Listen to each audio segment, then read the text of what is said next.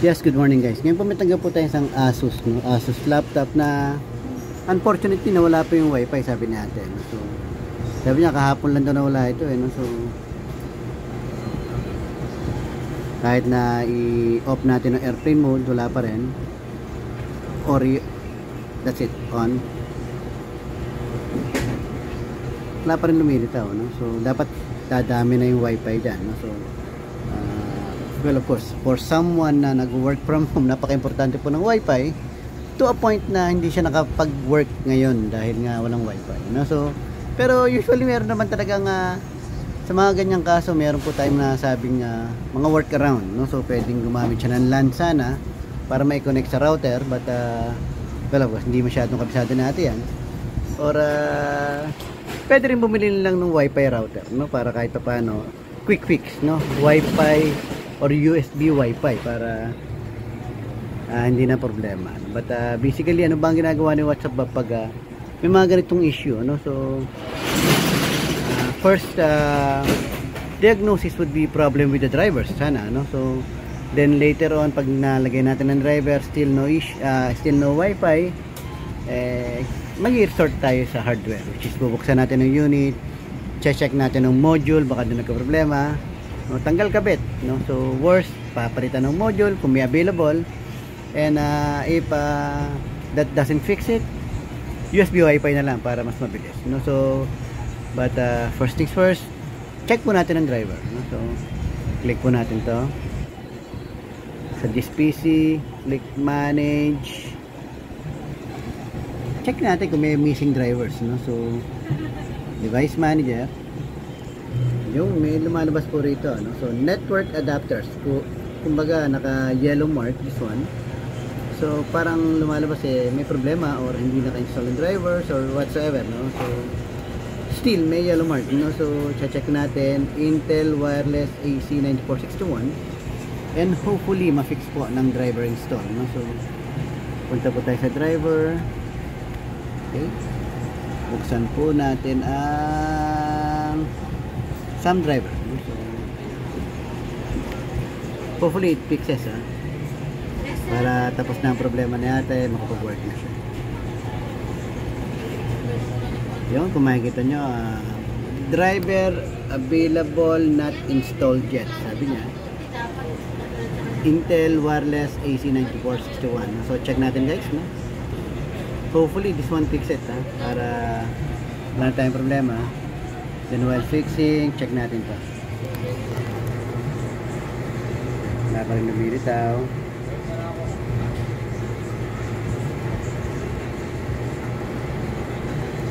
Install pa. Hopefully. We're hoping against hope, no? So, natapos na ang problema niya.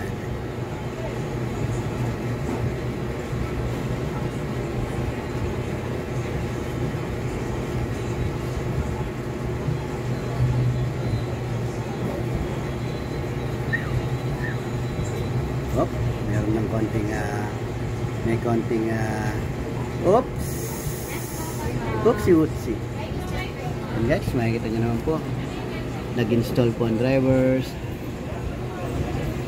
parang police, and of course yung ebidensya po, no? So na okay na. Check natin, connect natin.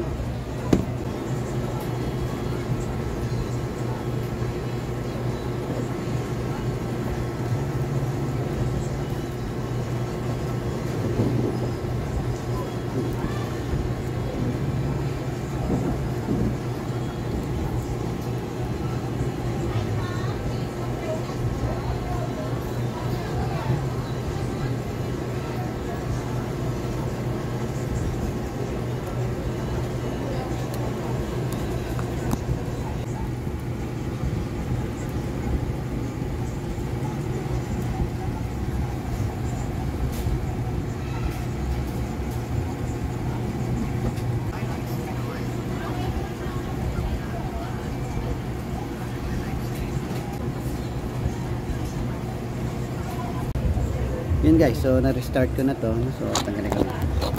Sabihin nyo, galing pa akong Cavite. Gaga. Yun, no? So looks like it's okay now, no? So papacheck na lang kay ate, no? So ano pangalan mo ate? Yun, no?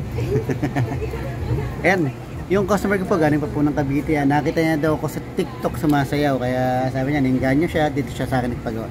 Ngayon papacheck ko na po, no? So mukhang okay naman, ah. Lipat ko niyan, sir. Ayan, so kina-check na lang ni customer man, it's okay now, no? So yun guys, no? So first things first, pag nawala po yung isang component like camera, like wifi, touchpad, automatic yan palagi pong sisilipin ang driver, no? So driver po palagi yung pagbibintangan natin. Then pag na-install mo na yung driver and still may problema pa rin, saka kasi silip ng component, no? Check mo, bubuksan mo yung unit, check mo yung mga connection, no? So sabi ko nga sa inyo, kung hindi ko na-fix by driver, automatic yan bubuksan ko, lilinisin ko, i-reset ko yung wifi module niya, and hopefully it fixes, dahil pag hindi nagawa, hanap pa ako ng wifi module, no? Ng same wifi module ng laptop. But in this case, nagawa naman, so kahit pa paano, uuwi na ng Cavite sa atin na gawa po yung laptop niya. Yun guys.